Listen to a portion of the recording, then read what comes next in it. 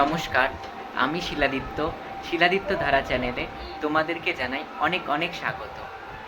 তোমরা অনেকেই কোশ্চিন করো যে দাদা কবে আমাদের প্রাইমারির টেটের ইন্টারভিউ নোটিফিকেশানটা আসবে? আমরা তো অনেক দিন ধরেই বসে আছি, প্রায় কবে আসবে। তো গৌতম পাল মহাশয় যেটা বলেছেন যে একটা প্রক্রিয়া সম্পন্ন হওয়ার পর তারপরেই তোমাদের নোটিফিকেশানটা আসবে, সেটাই আপাতত বলেছে। কিন্তু আমি মনে করি যে ইন্টারভিউ নোটিফিকেশানটা খুব তাড়াতাড়ি তোমাদের আসবে, কারণ 2022-এর যেই নিয়োগ প্রসেসটা আনকমপ্লিট হয়ে আছে, সেই প্রসেসটা কমপ্লিট খুব তাড়াতাড়ি হয়ে যাবে।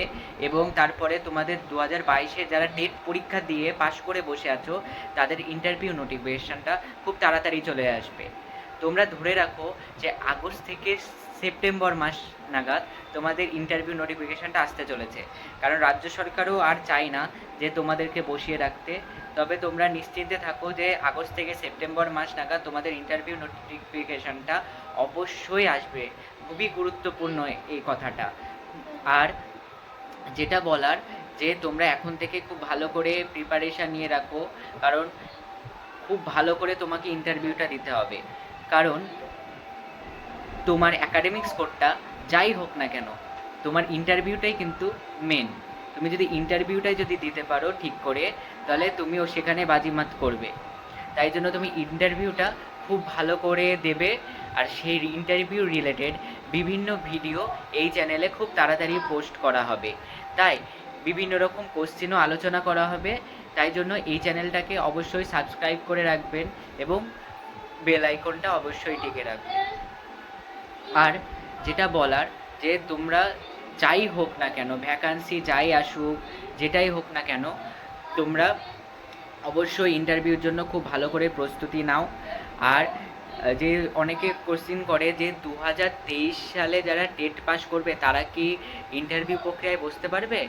তবে সেটা আমি শিওর নয়, কারণ তাদের এখনও রেজাল্ট প্রকাশ এখনও বাকি আছে, প্রসেসটা অনেকটাই বাকি আছে। কারণ 4ই জুন তোমাদের আমাদের লোকসভা ইলেকশনের রেজাল্ট আছে, তারপরেই ভোট প্রক্রিয়া সম্পন্ন হওয়ার পরেই প্রথমে আমার মনে হয় যে 2022 টেট পাসদের ইন্টারভিউ নোটিফিকেশানটা আগেই আসবে, তাদের রেজাল্ট বেরোনোর আগেই আসবে। তো তবেও একটা কথা বলে রাখি, যাই হোক না কেন 2023রাও যদি একসাথেও বসে, তাও তোমাদের জন্য একটা যে খুশির খবর আছে, সেটা হচ্ছে ক্লাস 5 তোমাদের প্রাইমারি স্কুলে সব বিদ্যালয়ে ইনক্লুডেড হচ্ছে। সেই জন্য প্রচুর ভ্যাকান্সির সংখ্যা তোমাদের বেড়ে যাচ্ছে। হ্যাঁ, তাই জন্য এটা একটা খুশির খবর। কিন্তু তুমি সবসময় এটা টার্গেট করে রাখবে যে ভ্যাকান্সি যাই আসুক না কেন, আমাকে এইবারেই প্রাইমারি শিক্ষক হতে হবে। তাই জন্য তোমরা ভালো করে ইন্টারভিউয়ের জন্য প্রিপারেশান নাও। আর আমাদের চ্যানেলটাকে সাবস্ক্রাইব করে রাখো এবং বেল আইকনটা অবশ্যই ক্লিক করে রাখো। ইন্টারভিউ রিলেটেড প্রচুর ভিডিও এখানে আপলোড করা হবে, বিভিন্ন কোশ্চিন নিয়ে আলোচনা করা হবে। তবে আজকের মতন এইটুকুই, নেক্সট ভিডিও নিয়ে খুব তাড়াতাড়ি আমি আসছি।